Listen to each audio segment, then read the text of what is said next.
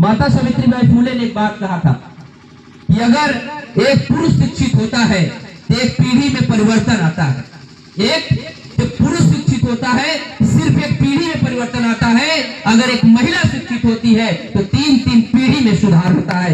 इस बात को आपको याद रखना पड़ेगा। कितनी गहरी बात, हमारे आपके जन्म से सैकड़ों साल पहले जन्मी माता सावित्रीबाई फुले ने इस बात को कहा था। और आज हम क्या देख रहे हैं कि समाज में आज भी कितनी असमानता है, कितनी हमारे यहाँ पुरुष और महिला के बीच में कितनी दूरियां हैं कि जहां हम भी और आप भी, हम लोग ये सोचते हैं महिलाएं सिर्फ जो है कि बच्चा पैदा करने के लिए, घर परिवार चलाने के लिए, लालन पोषण करने के लिए, द्वार की सफाई, घर की सफाई, कपड़ा धोने काम करने के लिए होती हैं। जबकि सच बात क्या है, इस देश के अंदर अगर इस देश के और इस इंसानियत की कोई जननी है तो मातृशक्ति है।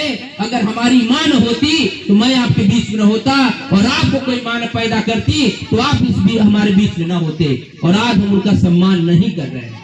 इस बात को मैं कठोरता के साथ कर रहा हूँ। किसी को अगर बुरा लग जाए मेरी बात तो मैं समझूंगा कि मेरी बात अच्छी, मैं अपनी बात के कहने में सफल हो गया। अगर मेरी बात बुरा लगी तो अगली बार जब आप आएंगे तो अपनी जो है कि धर्मपत्नी को अपने साथ लेके आएंगे, अपनी बेटी को अपने साथ लेके आएंगे। इसलिए कि हम यहाँ पे ये कार्यक्रम को नहीं कर रहे हैं कि हम बड़ा बड़ा भाषण देके जाएं और तालियां बजाएं और ताली बजाएं और लगे कोई दिनेश चौधरी नाम का व्यक्ति आया था, बहुत अच्छा भाषण दिया और इसको भविष्य में बड़ा नेता बना देंगे।